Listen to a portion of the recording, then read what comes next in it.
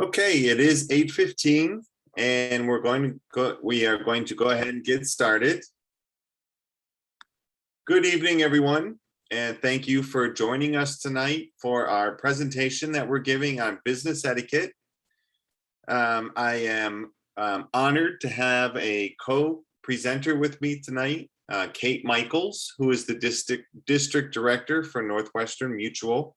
I'm going to let Kate introduce herself in just a second. But the whole point of doing this workshop tonight is we are finding more and more that employers are having small get-togethers for students. They're having networking events. They're having events where oftentimes it's a formal sit down with different employees from the company. And we have students that are not sure what to do when they attend those events. So our attempt tonight is to help you be more formal and to understand what it means to attend those events, to understand what it means with dress, with eating, with responding in emails. So we're just trying to help you be a little bit more formal in your presentation. And having said that, I would now like to turn it over to Kate. And if you wouldn't mind introducing yourself, Kate, and just telling us a little bit about yourself. Yes, thank you so much for having me, Jeff. So as you mentioned, I'm Kate Michaels, District Director for Northwestern Mutual in Syracuse, and I have been at our firm for 14 years. So I started right out of college, so much like many of you might be looking for your next career option right after graduation. And I know what we're talking about is these were a lot of things that were on my mind as I was exploring my internship opportunities as well as my career opportunities. So I come sharing, some personal experiences as well as just things that now I look for as an employer as well. Yeah, so we're very fortunate to have an actual employer on the call with us. So the students know that it's not just Jeff talking about what they should do, but Kate's going to help back me up with those things as well. So thank you, Kate, once again. For those of you who don't know me, my name is Jeff Fouts. I'm the Associate Director of Career Services here at the iSchool. School of Information Studies, we're trying to say more and more now. I'm also in charge of the data as well. So you will be hearing from me. For those of you who are about to graduate, I will be pinging you, asking you what it is that you're doing after graduation. So be ready for that.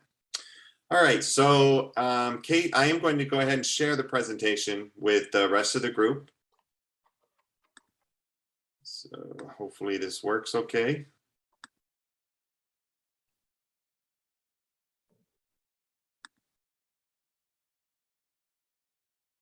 All right, can you see that, Kate? Yeah, perfect. Beautiful. Okay, so the workshop tonight is business etiquette. Once again, I'm Jeff Fouts, and we have Kate Michaels, District Director from Northwestern Mutual. By the way, I'm also recording, so just wanted to put that up front for anyone who may have a question. This will be recorded. Also, the presentation is available to you after this session. All you have to do is send me an email, and I'm happy to send you the presentation that we're using tonight. And I will also be sending the link to the video as well. And Kate, I will be sharing this with you as well, too, in case you want to use this for your own personal portfolio. Wonderful, thank you. All right, so here is what we're actually going to be talking about tonight. Let me minimize the participants so you can see it. There we go. Okay, so we're going to be talking about what exactly we mean by business etiquette. And we're going to talk about 4 different types of etiquette: electronic etiquette, networking etiquette, dining etiquette, and professional attire. I encourage you, students, to ask questions as we go through the presentation tonight. You can either ask them through chat, which probably would be the best way, and we will have question and answer after the session as well. So we'll be sure to leave some time at the end for questions and answers. We are scheduled to go until 9:30 this evening, so that is going to be our goal, and I will try to hold us to that as well. All right. So here is the textbook definition of what etiquette is. Some people call etiquette manners. Some people call etiquette protocols. Basically, it's really, it's the formal right way to do things. And they're standards. It's professional conduct that you use to handle yourself in a professional setting. So when you're working with employers, when you're working with team members from a particular company, you're going to want to make sure that your actions and the way that you are handling yourself, the way that you look, is the most professional that you can be, so that you come across in the best way possible. And this presentation is going to help you with some of those things that may have been pressing on your mind. And like Kate had mentioned, a lot of these things are never talked about in college. So you're just kind of supposed to pick them up along the way, hopefully have somebody that's able to show you the right way of doing things. Well, you're not going to need that person after tonight, because a lot of the information we're sharing in this presentation is going to help you. Okay, so who sets the standard for business etiquette? Well, there's really there's really like an accepted way of doing things, and there's an accepted way to handle yourself. Every business has their own protocols on the way that they do things. And a lot of times you'll be able to just kind of sit back and watch. And if you are a person that can observe, you're going to see a lot of the culture come out in the way that you deal with employers and the way that you deal with their employees. So if you watch them, this is going to help you determine how you should be acting as well. So a lot of the way that you interact with the employer is just by observing the employer first. And then that's going to dictate to you a lot of the different things that and how you interact with that employer. And that's going to help you determine too what's considered acceptable. You can do a little bit of homework. Networking is a perfect opportunity for you to ask questions to people that work in the organization that you are going to be interviewing with, or having a sit down dinner with, or a networking event with, and you can ask them, what can I expect in this event? How should I dress? What should I be prepared for? And they're going to be able to help you with that. All right, so now at this point, I'm going to throw it over to Kate. And Kate, it's all yours. Awesome, thank you. Yeah, so I think Jeff, that's really helpful in laying the groundwork and context for what etiquette is. It's really it's a set of cultural norms, and so for some of us, these will be very new. For some of these might be very familiar.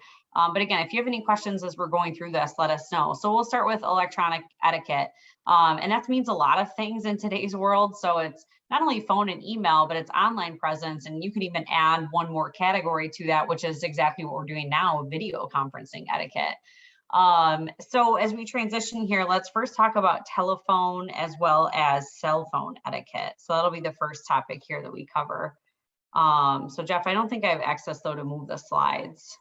I just made you a co-host, Kate, so you should be able to move it.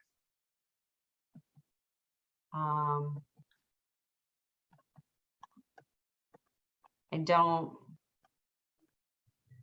don't think I do. Okay, how about now? How about now? No. Oh, okay. You know what? You're right, because I'm the one sharing, so I'm the one who's going to control the presentation. Okay, perfect. Okay. Yep. Okay, so let's go to the next slide. Yep.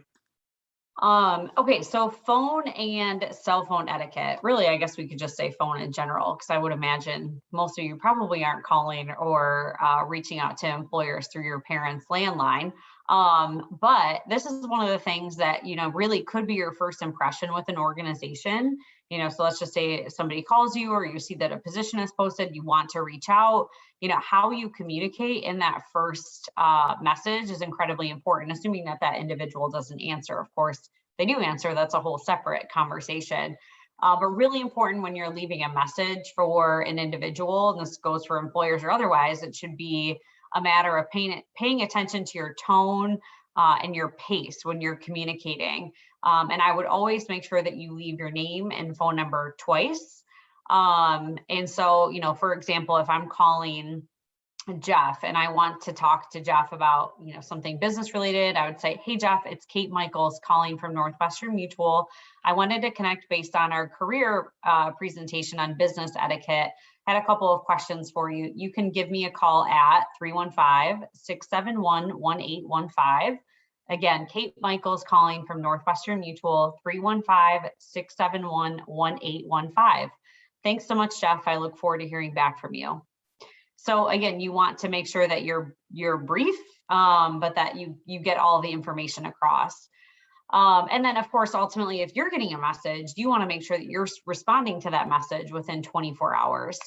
I think one of my personal pet peeves, and again, this is whether I'm calling a candidate, whether I'm calling a client, whether I'm calling a friend, their voicemail. So I feel like a lot of times I'll call people and I'll get a voicemail.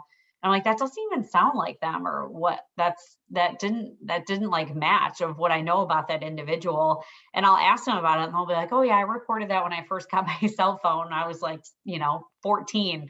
So you may want to update that. So if you haven't listened to what your own voicemail message is, you should edit that if need be. And again, same thing, keep it brief. Hi, you've reached Kate Michaels. Please leave me a message and I will get back to you as soon as possible. Thanks so much and have a great day. It doesn't need to be, crazy long, but just something where, again, identifies who you are. Especially in today's world, with a lot of spam calls or whatnot, people aren't really picking up their phone. So I think voicemail is back, right? Because people want to know, okay, who is that and what are they looking for? And then ultimately, if you are in your work setting, if you are using your cell phone, try to keep it on silent, or ultimately make sure that you have a good ringtone. And then just, of course, being mindful of other people in your public places. So, most people nowadays, they have your earbuds in. I've done that myself. I pop them in, I walk around the store and I kind of forget that I'm on the phone. So making sure that you're mindful of what you're speaking about and do you really need to be on the phone if you're in a public place? Making sure that you're not disturbing others or, of course, sharing personal information. Okay, so next up would be email etiquette. So as far as email etiquette goes, so let's go to the next slide, Jeff.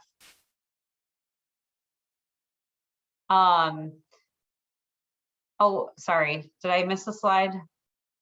Oh, this isn't, yeah, sorry about that. Yeah, so another thing, again, pretty obvious that most people do nowadays, but just have your cell phone off when you're in class, and your priority should, and this is the same true again, if you're in a work meeting, a training, you have to be where you are. And I think in today's day and age, that's more challenging than ever. So we have to continue to train ourselves to be like that.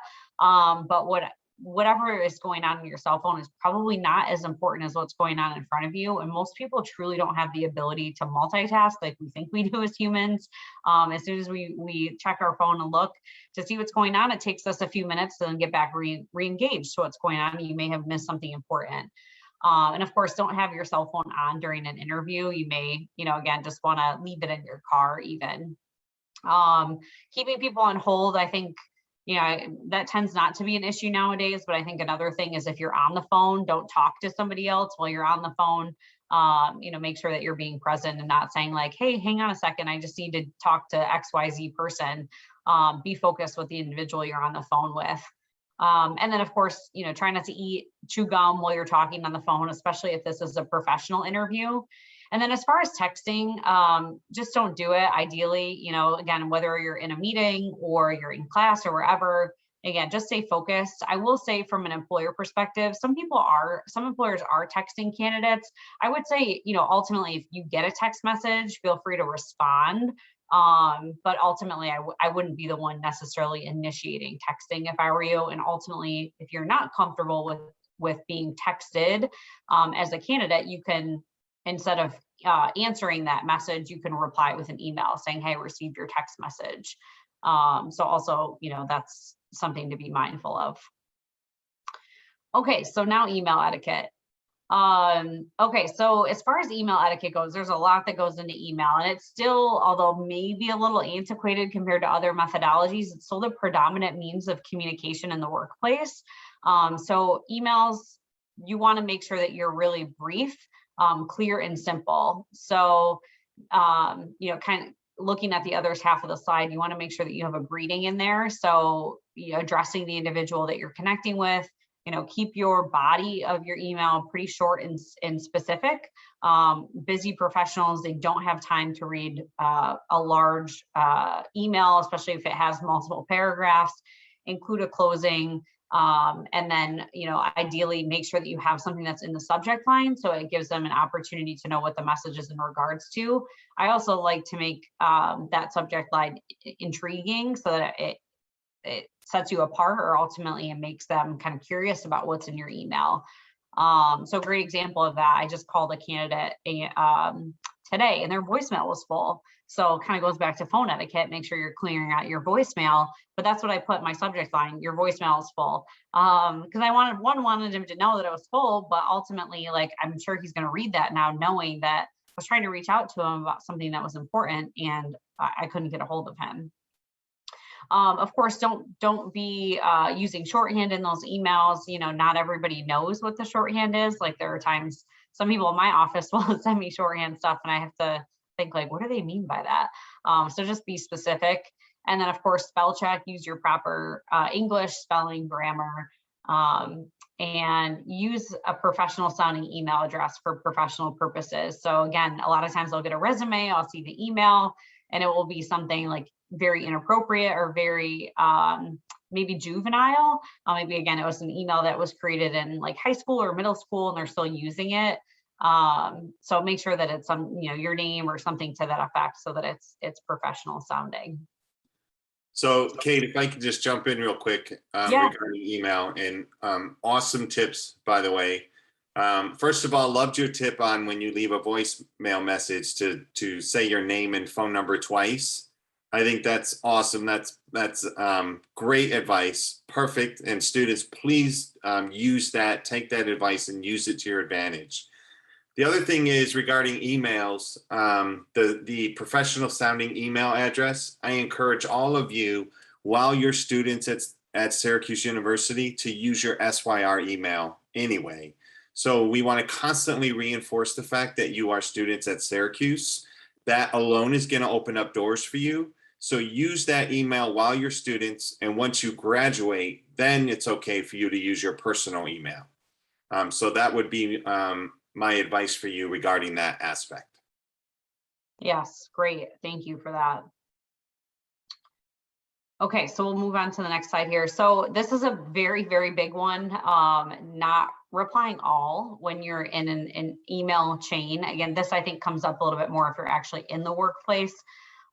Seems obvious, but it happens all the time. So I feel like I'm constantly like double, triple checking like who I actually have in the to send, just to be sure of that. That actually happened on Friday. Somebody replied all to a company-wide email. So it's like, hundreds of thousands of people who get this. And then of course people keep replying like, please stop replying all. And it just, just continues to perpetuate. So just don't reply all. If you write in capitals, of course, it seems like you're yelling. There are times where maybe that's appropriate if you're very excited. But of course, if you're, you don't want to come across as angry as well. I think most of the times now, sometimes I'll start typing out and it's accidentally in caps lock. And I think now most technology just automatically takes the caps lock off if you continue typing. But just pay attention to that and read the full email before you send it. Once it's out there, it's out there. And if it's something that's super important, I would, walk away from the email. And so don't read it and then reread it all in the same setting. You walk away from it, like save it in your drafts, and come back to it. So that's something that you can do, or have somebody else proofread it as well. And keep things professional. Don't send any jokes or their, personal email for your employer. Like I know in our industry in financial services, everything gets monitored. And, there's a lot of things that come through. So just make sure that you keep personal and, keep work private to professional only. And another thing that I think can easily be overlooked is don't necessarily use email as your only form of communication. Depending on your office size and how much access you have to individuals, a lot of times people are kind of craving that face-to-face interaction for a conversation. So they may welcome it. Hey, I could just shoot them an email, but I also could just walk down the hall too. Their office happens to be on the way to the restroom or on the way to the kitchen, and it's nice to make that connection. Or maybe it's somebody you haven't met otherwise, and so you wanted to introduce yourself to go along with your email. But ultimately, don't go back and forth. And if it's a kind of a contentious situation that's going on via email, maybe give it some time. Like, don't fire off an email right away. And again, walk away from the email and come back. So try to avoid kind of confrontation via email. Pick up the phone or find them face to face if you can. And of course, you want to avoid confidential information in email. And I just wanted to mention that especially on the third bullet, two things that I do that I just want to mention to not do is I read emails too fast, especially when I have a lot of them in my inbox. So I miss a lot of things because I read too fast. And when I'm responding back to the person who sent it to me, it doesn't make any sense because I didn't read it and really understand what it is that the student was saying to me. So if that has happened to you, students, I apologize. I'm trying to go slower with my reading and comprehension. The other thing is, don't try to guess what the feeling is behind the email or the intent behind the email. It's very hard to determine how the person was feeling or how they were saying what they're saying to it in an email. So and that's why I love what Kate was saying about oftentimes it's better just to have a face-to-face or a phone call, because at least you can then hear the person who sent it to you can explain to you what it is that they were trying to say. Mm-hmm. That's great advice. And with the quickness of it, I'm guilty of that myself as well. I just sent even my own sister a text message about my daughter, and I meant to say I was going to tell you, but it said I wasn't going to tell you. And so my sister was like, "Why wouldn't you tell me that?" I'm like, "No, that's not what I meant." So even of course, I fall victim to that as well. But I think in today's age, if you do a lot of talk to text, or because of predictive texting, if you're emailing from your phone, that can be dangerous. So make sure that you double or triple check that. For whatever reason, when I go to write thank you, it changes to thanks, babe. And I always have to be like, I need to not make sure that gets sent to somebody so they don't get the wrong idea here. So yeah, you sent me one of those actually. Oh, sorry about that. Yeah, so be wary of predictive texting.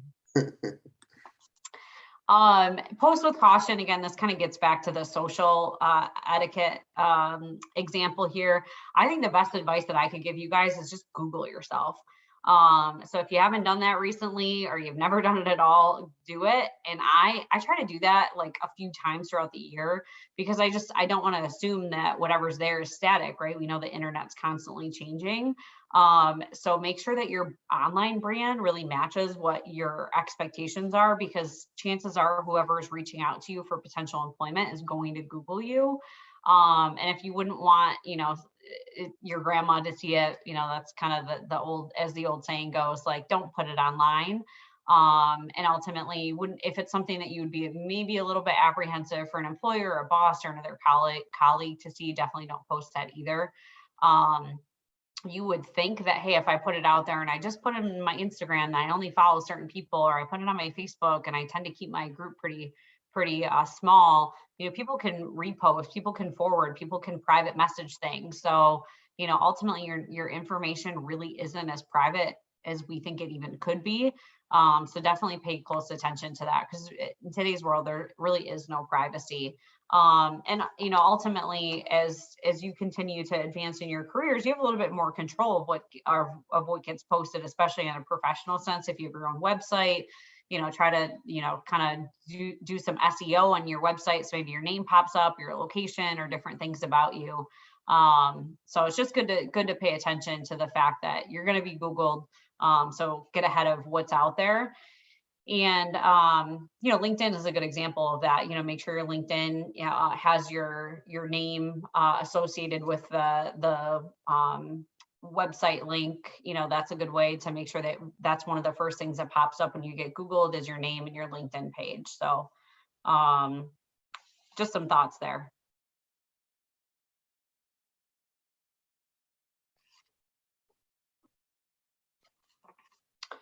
Okay, and then I think this is the last one here on social etiquette, but the information that you got from your page, who accessed it, et cetera, it's not going to be disclosed to you. So that may or may not be something you're concerned about. Hey, how did they get this information? It's not really going to matter, because if it's out there, it's out there. And I guess I could go back and forth on this one. I think that it's always been, hey, try not to put as much out there about you.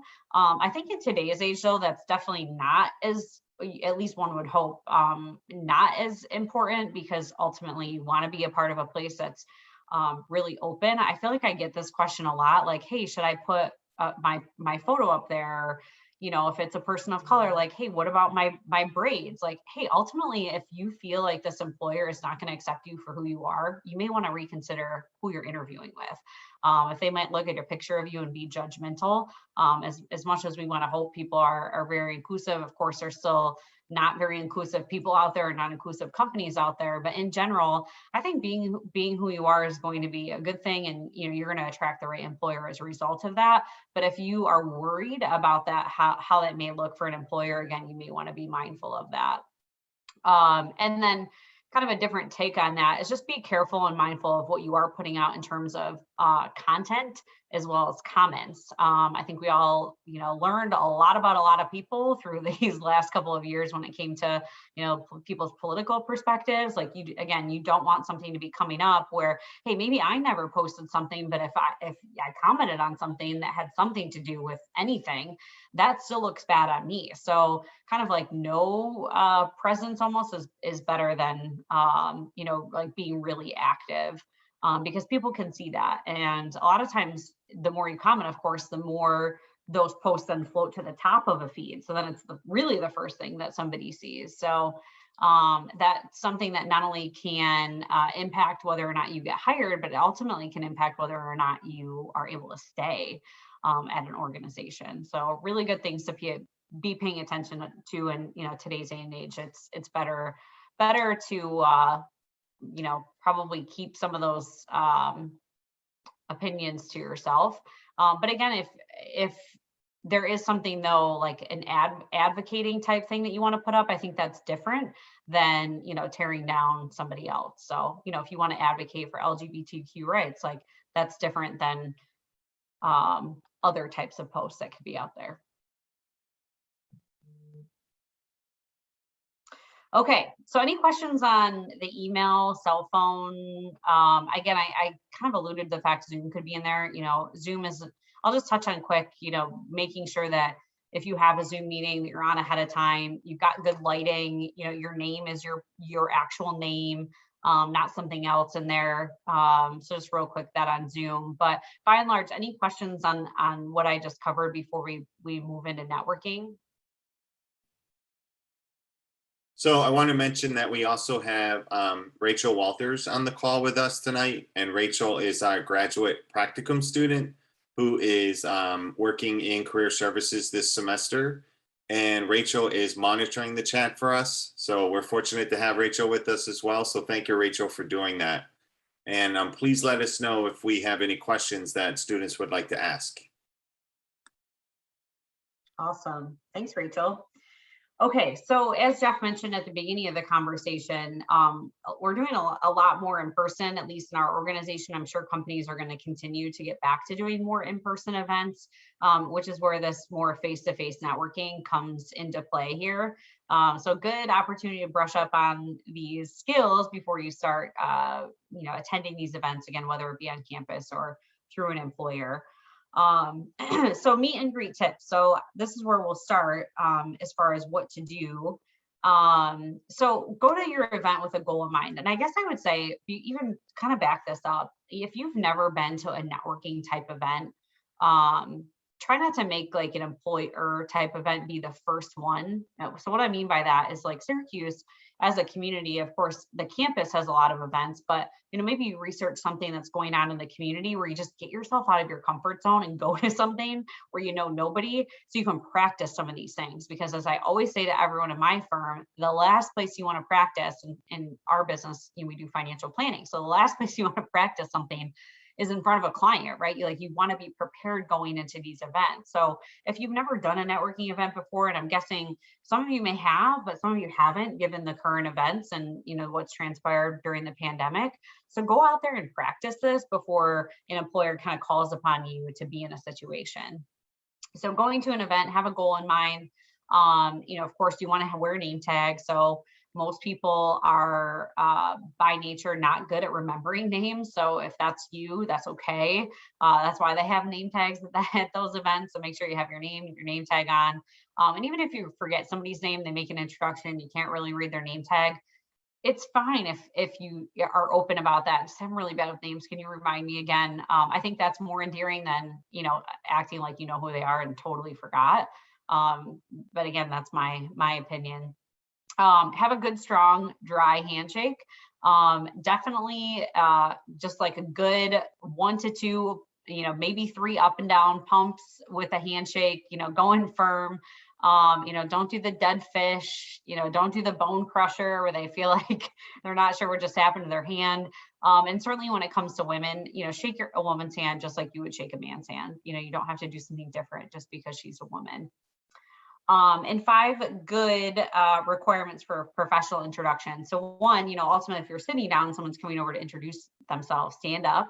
Of course, a smile always helps. That makes you more approachable. Shake hands firmly, make good eye contact. And again, if you're not really great at remembering people's name, you're not alone, but repeat the person's name. A lot of times too, I'll try to do a little mental trick where I can remember their name using a name association, like, I'm trying to think of an example, but again, just try to figure out a fun way to remember that individual's name. The other thing that I would say that's not on here is be prepared with conversation starters. So a lot of times people want to ask, oh, hey, tell me a little bit more about yourself. You want to have compelling information to share. You don't want to, just say like, oh, I'm a student and leave it at that. Tell them more about you, like give them something as far as what they can kind of build a conversation around.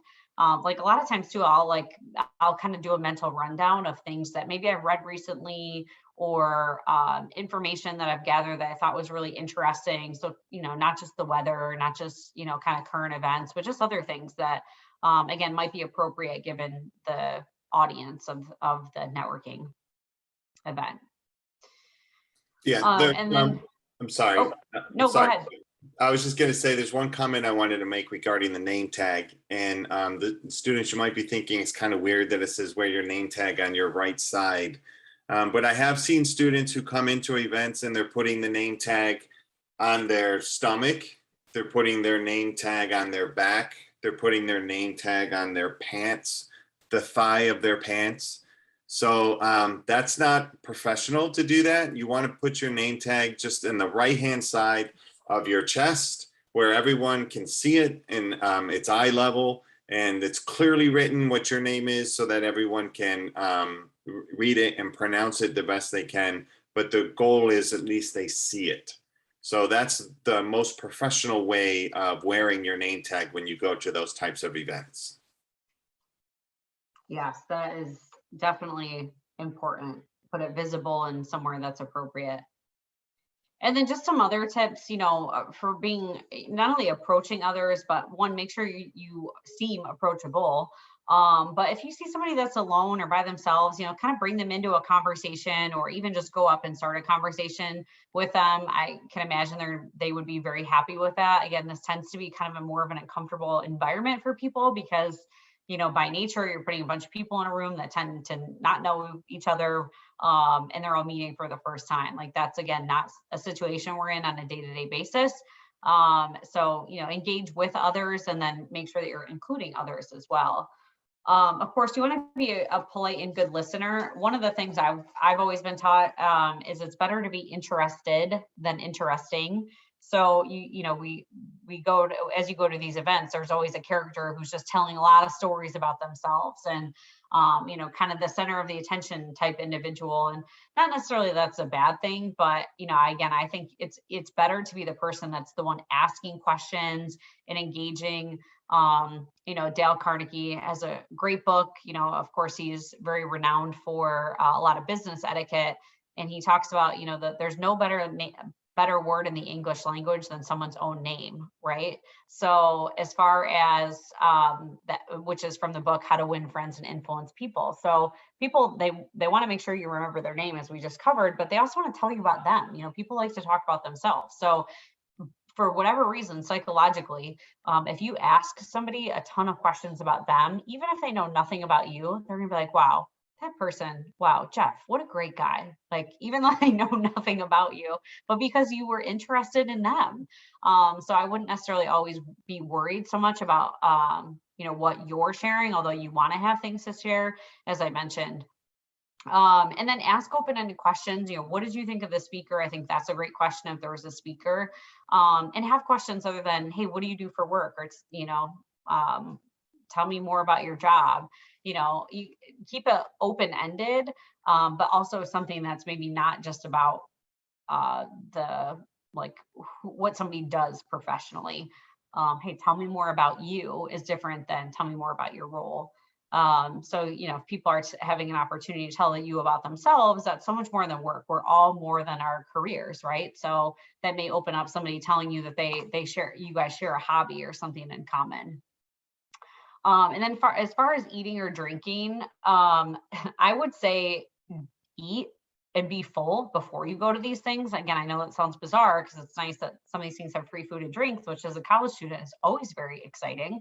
But you don't want to go to these events when hungry, so that your Maslow's hierarchy is just telling you like I need food, and then you're not able to focus on what somebody's saying or what's going on at the event. And then also, of course, you really don't want to partake in alcohol, even if it's there, even if it's offered. It tends not to be a good idea. You're there to make connections and network, not really for the food. Anything you'd add on that one, Jeff? I think that was amazing. That's perfect. Your tip on coming in full, I think, was a great suggestion. I don't think a lot of them will do that, but I think that was great, because then you can focus on the conversation and not the fact that you're starving and you need to get something to eat. Yeah. Yep. Absolutely. Yeah. Very good.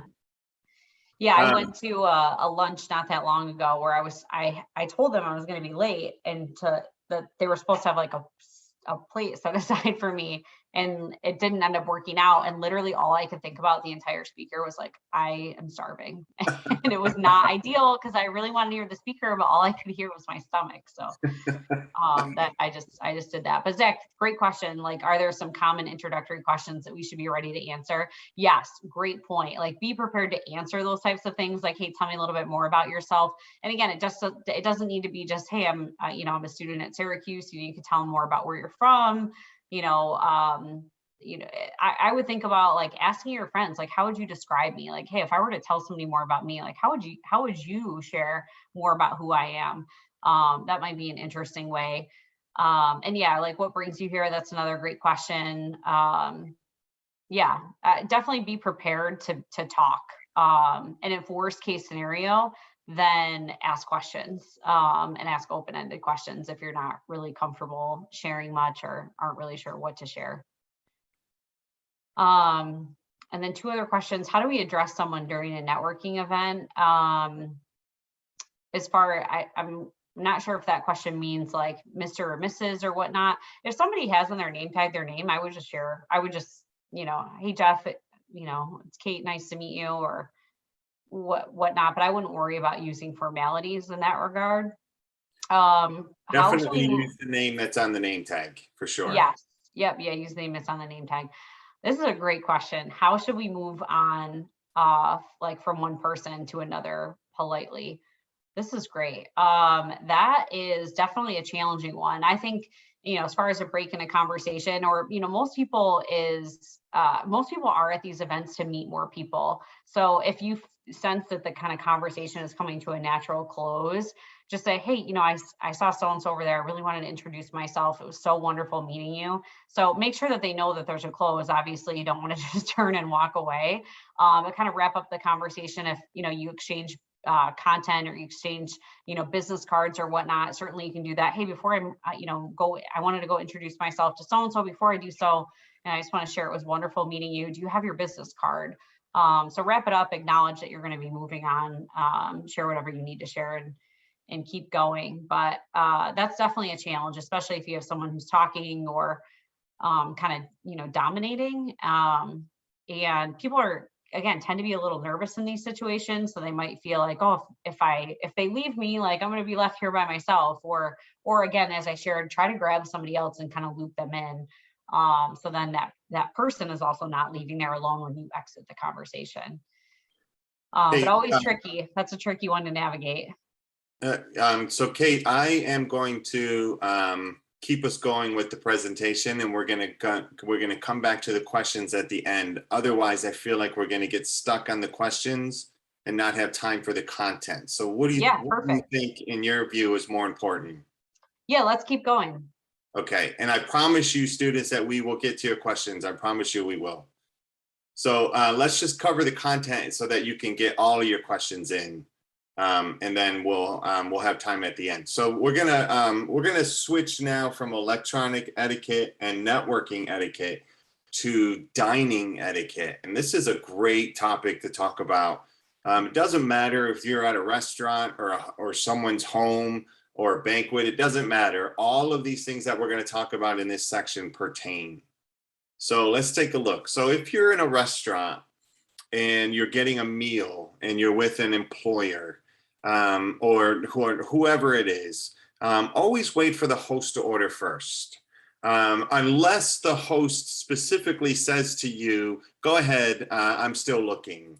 But if they don't give you that option, then just be patient and wait for it to come around to your turn and let them order. It's always a good idea to stay away from the most expensive meal that's on the menu. I know for a lot of you, this will be a new experience, and you're looking at the meal and you're looking at the price and you're like, this is a perfect opportunity for me to get lobster and steak. And it's really not. You might want to stick with the chicken. Get something kind of middle of the road, so that you don't look like you are gouging the host that you're with. And also try to stay away from messy foods as well. You certainly don't want to be eating your meal, have things on your face as you're also trying to have a conversation with people around you. So try to find something that is relatively inexpensive and is not that difficult to eat. And as Kate had alluded to in the networking piece, when you're at a restaurant, follow what the host is doing. So if the host orders a drink, then that's kind of your social cue that it's also okay for you to drink. But you don't have to. If you don't feel comfortable ordering a drink, don't. Get a soda or just stick with water. There's absolutely nothing wrong with that. But certainly do not overindulge on the alcohol. That is a career killer. You tend to get very loose with the things that you say and in your actions, and you certainly don't want to lose your composure because you had a little too much to drink. So a glass of wine, a beer, I think would be appropriate, and then go back to water. Kate, feel comfortable to jump in at any time when we're discussing this. Okay, all good. All right, now napkin. What do you do with the napkin? And I know it sounds silly to talk about what do you do with your napkin when you're eating, but believe it or not, there are protocols when you are using your napkin when you're eating. First of all, place your napkin on your lap when everyone is seated. So what you're doing is you sit down. Before you do anything else on your table, don't touch anything until everyone sits down with you. Then it's okay for you to take your napkin, unroll it if it has silverware that's rolled in it. Chances are it's going to be on the plate. Just take the napkin and place it on your lap. Don't tuck it in your collar. I know that may seem silly to say, but that's very unprofessional to do that. And don't use it to wipe your face or nose. You certainly don't want to blow your nose in the napkin. You know, it proper protocol. If you're talking to Miss Manners, she says to dab your mouth.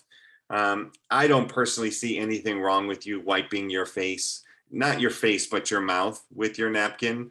You certainly don't want to act like you're washing your face with your napkin, but you know, wiping your mouth after you have eaten something, I think is fine. If you have to excuse yourself, if you need to use the restroom or make a phone call, place your napkin in your chair. That's the proper way of handling that. Don't put your napkin back on the table. Certainly don't put it on your plate, and certainly don't put it on like in between you and the person that you're sitting next to, even if you know that person. The proper protocols to put it in your chair. And when you're done eating, then fold up the napkin as best you can, because it's going to be a cloth napkin, by the way, and place it to the left of your plate. And this is the signal to your waiter or waitress that you are finished with your plate. It's one of the signals to let them know that you're finished by the fact that you put your napkin on the table. When food is being passed, if there's a bread basket or salad dressing that's close to you, it's your responsibility to pass it. So don't wait for people to ask for it. Just kind of take it and start passing it around, starting with the right. And don't take your portion first. So anything that's close to you, you pass it first and wait for it to come back around before you use it. So, you know, these are all really good tips to think about when you're at one of those events. If there's salt and pepper, pass them together, even if only one of them is requested. The person who requested it can then choose whether they want to use both or just one of them. And then it's up to them to pass it after that. You don't have to worry about it. All right, so napkins and passing food. Now, something that everybody has problems with, not just students, but everyone. And this slide reminds me of the movie Pretty Woman. If anybody has seen that, she was going to a formal dinner and she's never been to a formal dinner before. So she was getting trained on what all the silverware meant. And I have to tell you, I learned a lot just by watching that scene in the movie. The utensils all have a purpose, and there's a reason for them to be on your plate. And this is a great slide to reference. So this is a great slide to make sure that you print out and have with you to refer to remind you what you're supposed to do with the silverware. A suggestion is to divide your setting into 3 different sections. You have a bread plate, you have a main dish, and you have a water and wine glasses. And you can see the different sizes. We'll start with the glasses in the upper right-hand corner. The different sizes dictates what goes into each glass. A lot of times, if you order a red wine, then the waiter or waitress will take the white wine glass away. So you can't make a mistake. A lot of times also, you don't have to determine what goes into each glass. It all depends on what you order. So if you don't order wine, they'll take them both away. So then you don't have to worry about which one to use. If you order white wine, they're going to pour it in the right glass. So you don't have to worry about that either. The biggest issue that students have is with forks. And in the lower left-hand corner, notice that there are 3 different sizes of forks. So the rule of thumb is you go from the outside in. So you always start with the salad fork, which is the first fork on the left-hand side. Chances are the salad is the first piece of the meal that you're going to be having. So you want to make sure that you use the proper fork. You don't just want to grab any fork and start eating. That's unprofessional. The forks have a purpose. The middle fork is your dinner fork. And then the last fork closest to your plate is the dessert fork. And that's the fork you'll use to eat your cake or your pie or whatever it is that you order for dessert, if you get dessert. You then have your knife, dinner knife next to you. You have a teaspoon if you have to stir something, like if you get coffee or tea, you use that little spoon. And then you have your soup spoon to the right of that if you get soup for an appetizer. So that is the main order of how to use the utensils. And once again, awesome slide to use to reference, especially if you have to go to one of those events. Kate, did you ever have a problem with which fork to use sitting at a meal? Definitely in starting out, I grew up on a dairy farm, so like eating at a nice restaurant was not something that we did growing up. So for sure, this was something I had to learn. Yeah, absolutely. And when we had dinner, we only used one fork for Yeah. everything. So that's definitely something you had to learn for sure. So more on utensils. So rest the knife across the top of the plate if you're taking a break. So meaning if you need to stop eating, but you're not done eating, then just rest your knife over the plate. And that lets everybody, that especially lets the waiter or waitress know that you're not done. You're just taking a break. You're talking, you're getting a drink, you're gonna finish, but you're just not ready to finish now. So all of these are signals to the waiter and waitress. They're nonverbal signals, right? Letting them know where you are in your eating process. If you drop something on the floor, do not bend down to pick it up. The waiter or waitress will do that for you. Okay, that's unprofessional. So just let it sit there. So they will pick it up for you. Do not pick it up and put it back on the table. Used utensils should never touch the table. When you are done with your meal, whether you ate the whole thing or not, take your fork and your knife and place it across the table in the 10 and 20 position. So if you think of your plate as a clock, then the 10 would be in the upper left hand and the 2 would be in the upper right hand. Put the fork and knife over both of those times. So 10, 20. And that's the signal to the waiter or waitress that you are finished with your meal and that they can clear it away from your place. There's also a suggested site, and I did check this out tonight. It's called monkeysee.com. If you go to that site, make sure that you use the search option because you're not going to see this when you go to the site itself. If you go to the search option and type in dining etiquette, there's like 8 different videos on there talking to you about the different phases of the meal and how you should perform or how you should participate in each different phase of the meal. So it's pretty cool. It's nice to see that there are protocols in place, good reminders, something to check out, especially if you are on your way to a meal or you're going to be having one networking event later on in the week. It's a great site to check out and just refresh your memory on what it is that you're supposed to do at each phase.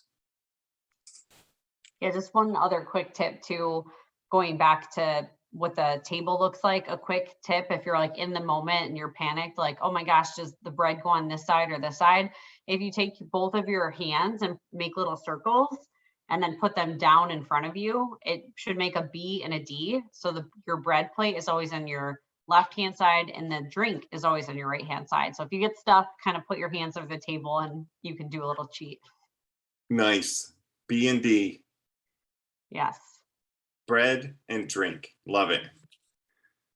The last thing we're going to talk about in this section, eating gracefully. Eating gracefully. Sip. Don't slurp your soup. And you know what? I will fail at this at every time. I do not sip. I don't know how to sip. So I wouldn't order soup, or I would just let it sit there and I'd be like, I don't feel like eating soup tonight. Break off small pieces over a roll of bread. Don't just, take the whole loaf and break off a giant chunk. And butter each piece at a time. Don't just slather butter over the whole thing. You take a little piece of bread, get some butter, and you butter just that piece that you're about to eat. And you'll do that for each piece that you decide to eat. Cut only 1 or 2 pieces of meat at a time. Don't cut up the whole piece of meat at once. So just cut up a 1 or 2 pieces, eat those pieces slowly, and then cut off another 1 or 2 pieces. Try to chew quietly with your mouth closed. And if someone asks you a question while you're eating, don't talk with your mouth full. Just politely point to them, just point up, put up one finger, your index finger, and let them know that you're going to be right with them. But you currently have something in your mouth. And something else that's very difficult for me is keeping your elbows off the table. Okay, that's very impolite to do that. So you want to consciously work on keeping your hands at your sides, eating with your arms out, and then eating and then putting your hands back at your sides. So try to keep your elbows off the table as much as you can. Let your host direct where you sit. So as you are walking around the table, let your host tell you where to sit, or sit at your assigned table or seat if you have one.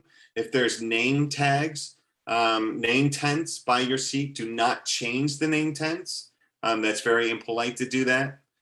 Don't put anything on the table that's with you. Don't start taking things out of your pockets and putting them on the tables, like phones or purses or lipstick or whatever it is that you have. Keep everything in your pocket or put it on your lap so that nobody can see it.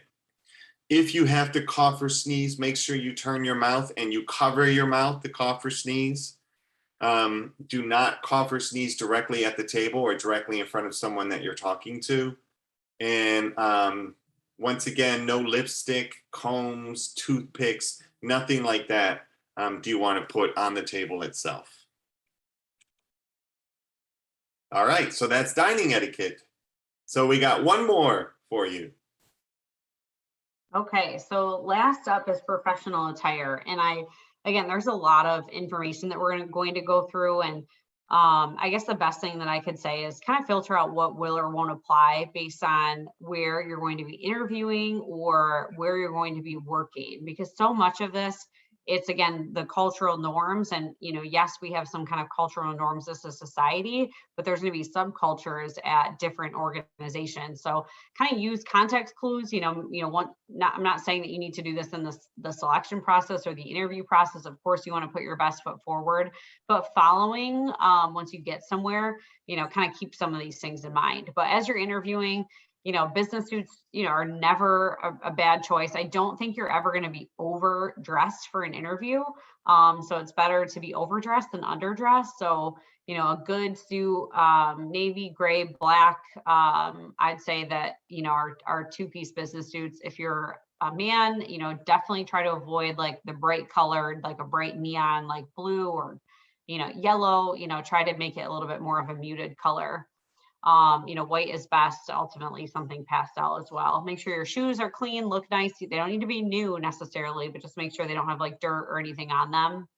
And try to avoid any like visible piercings or tattoos. And again, like that's one that I, as an employer, like that doesn't bother me, but again, that's who I am, whereas some places might not feel like that's appropriate. So it might be good to help, maybe get an idea of if you know somebody who works there, you can kind of look on Glassdoor to also see what other people are saying about what their interview experience has been there, because Glassdoor has a whole section on interviews at specific companies.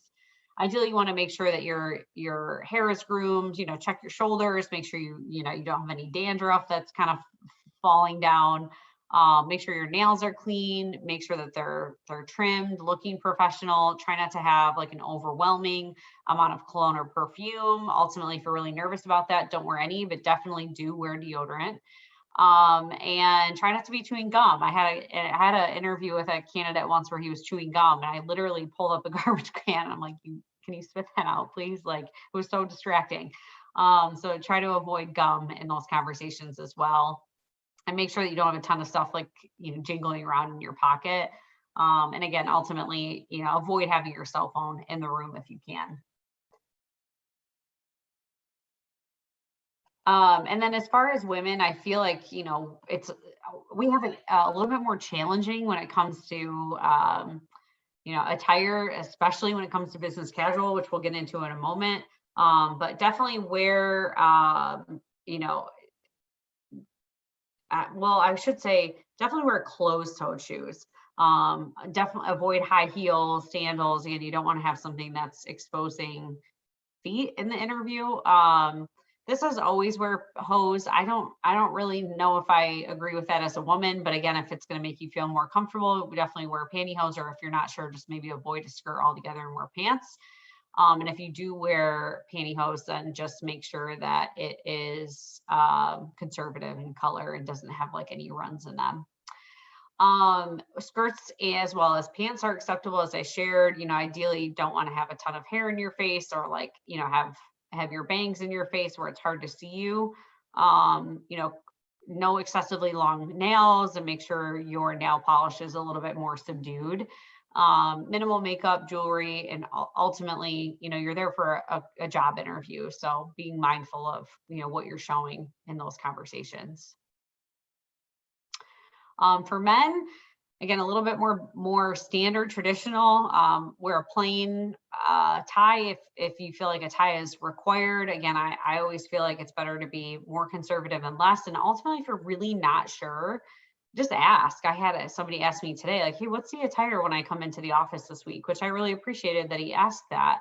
So if you're not sure, there's no harm in asking. Wearing dark shoes are best to go along with a professional look. Make sure that you're wearing dark socks. I've seen many young professional men come into interviews that are wearing white gym socks with a suit, and not a good look. So definitely wear dark professional socks, as opposed to even dark athletic socks. Make sure that you have a good haircut. Facial hair, again, I think facial hair is fine, but just make sure that it looks neat and trimmed, and try to avoid jewelry if you can. Business casual, so what it is versus what it's not and when it's appropriate. Don't confuse the business casual with club attire. So it's an opportunity to be a little bit more comfortable, but ultimately you still need to look classic. So making sure you're not overly trendy in what you're wearing. So this is a situation where you wouldn't be wearing a tie. Still long sleeve shirts and blouses are appropriate. Maybe it's khaki pants, or some dark kind of chino type pants. Women's sweaters, pants or skirts, totally fine. Still, always a good idea to wear a belt and nice shoes. Polo shirts, again, this is environmentally something you want to pay attention to see if they're okay. Usually, if that's the case, it's during the summer. Probably not a year-round thing. Maybe in the business casual for men in the winter, or fall or spring, it's buttoned down with no tie, but in the summer it's a polo, so that's pretty normal.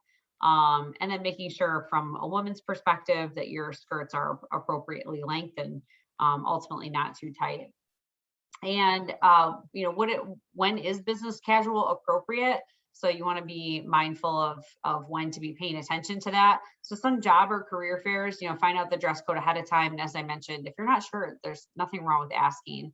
And if the invitation specifically says business casual. If you're unsure and you haven't asked, or if you're unsure, go with being overdressed than underdressed.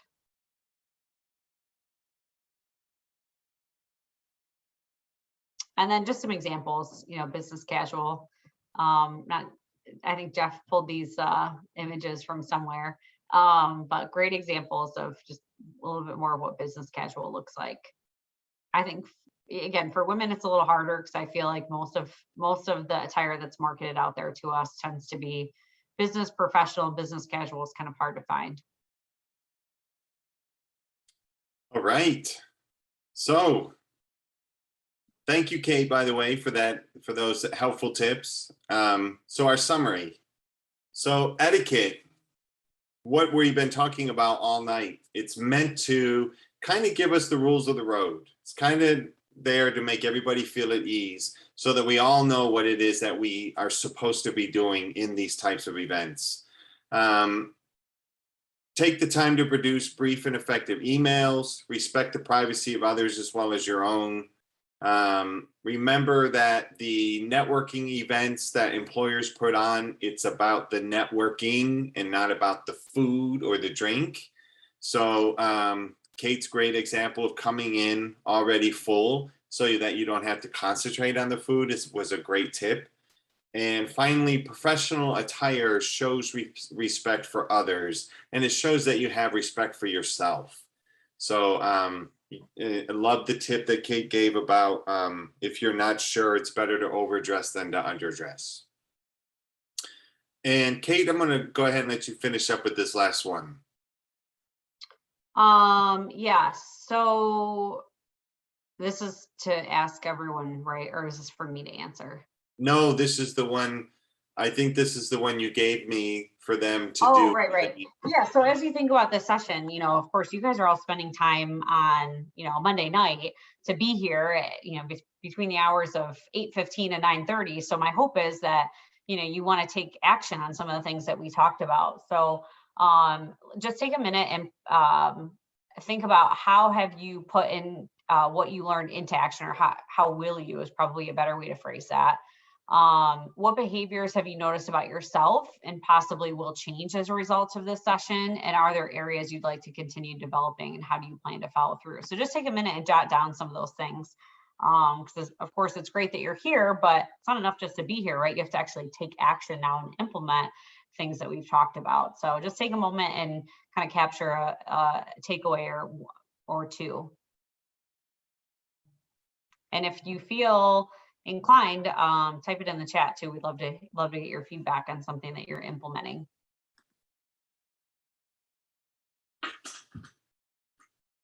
Okay, well, while you are writing those things down, I'm going to throw it over to Rachel to see if we have any questions in the chat, Rachel, that still need to be answered. We actually have no other questions. So if anybody has any, please feel free to ask. Send it to me. If you want me to ask anonymously, I'm happy to do that.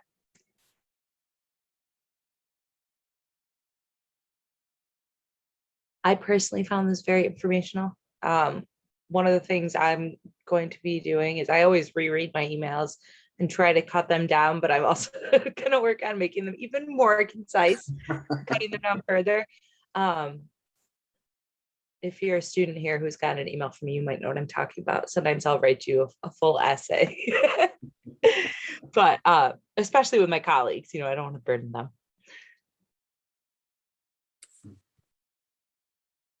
Oh, Great question. All right, yeah, I'll let Kate take it. Yeah, good one, Zach. So email signatures. So like, for example, while you're out there searching or trying to figure out what you're going to do professionally, definitely put your name, put your major and graduation year, the best contact information for you from a phone number standpoint. And then, I think nowadays people also expect your pronouns in there. So if you want to or feel comfortable, you certainly could do that. I know that's kind of how I have mine structured: my name, my designations, my pronouns, and then, my contact information. I wouldn't say you need to put in your address, and ultimately ideally they should have your email because you emailed them. Great question. I would not put the address. I totally agree with that. Yeah. Yeah. And speaking of etiquette, we're on time. This is great.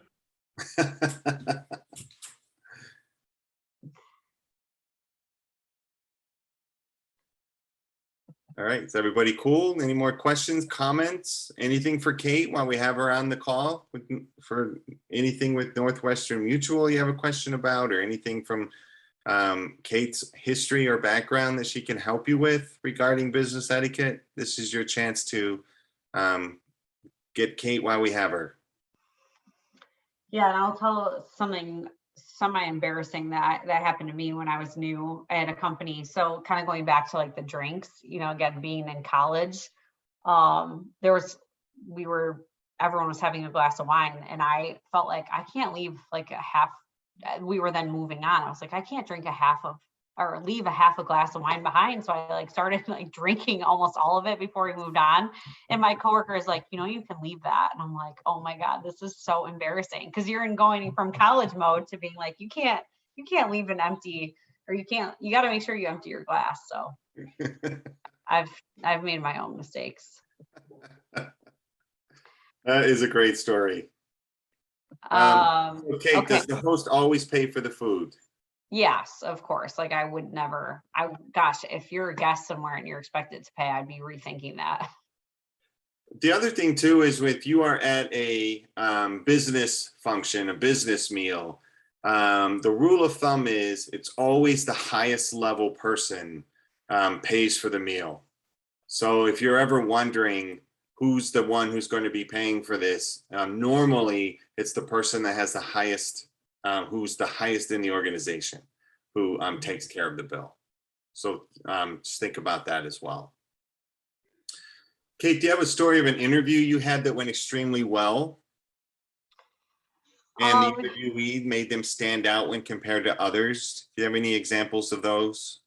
Yeah, I mean, there's certainly been a lot of really great interviews, just as much as there's been not so great interviews. I would say I always really appreciate when people want to come in and done some research, even on the company, but also on me. If someone's like, "Hey, I saw that you're involved in such and such organization," I found that was really intriguing. Or they also ask challenging questions, not just kind of the typical, what's a day in the life like, but they ask like, "Hey, if what do you wish maybe your company was doing differently?" So I do think that being prepared and then also asking questions around what that individual's experience has been, or maybe what's not so great there, in addition to what is, because it's an employer's job typically to tell you how wonderful, but we all know that any organization is imperfect. Do you think it's okay if everyone else is drinking and you don't want to drink, then it's okay for you not to drink? Oh, of course, yeah. Like my go-to would be soda water now, and it kind of looks like a drink, but soda water. That's funny because that's what Rachel had said too. Make a virgin cocktail or drink, Yeah, because yeah. then it looks like a drink. Yeah. Yep.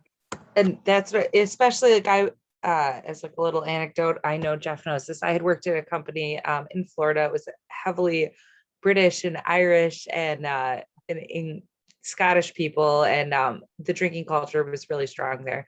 And I frequently had to get up early and prepare the office the next morning, so I wasn't going to imbibe the same way they were. So you can always get a virgin drink, or if you can, go order your own drink, or just ask them to make it with like half the amount of alcohol or double the soda, or anything like that. You can also throw an ice cube or some water in a glass of wine if you're in a situation. I guess these are also like good college don't give into peer pressure tips, but it also works very well in work settings with open bars.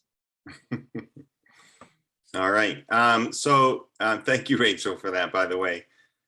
Kate, do you have any last parting words before we end our session tonight for the students regarding business etiquette? Anything that you think we should hammer home that they should know? Kind of putting you on the spot. No, I think everything that we covered is really good. And I think by and large, again, just kind of, do some research on your own, figure out ultimately, what's culturally appropriate there, but don't also fit in at the expense of being yourself. So, there are some things that you want to be mindful of in the selection process, but also be paying attention to, are these then cultural norms once I get here, or ultimately, what is that like? So implement, go out there, get uncomfortable, practice, do practice interviews. Even if you're not 100% sure you're interested in the job, go and explore and put yourself in situations to learn and get better. Fantastic. Thank you so much, Kate. We really appreciate you doing this workshop with us tonight. You had many insights for the students, and we truly appreciate that. Thank you for taking the time to do that. I know the students are silently clapping, thanking you for coming on to our workshop. Yeah, this was fun. Thank you all for coming. This was great. Yeah, this has been awesome. So students, once again, if you'd like the presentation, please let me know, and I will be sending out the link shortly. Kate, if you could do me a favor, I actually made you the host. Can you switch me back to the host? Do you know how to do that? I think you are now a host.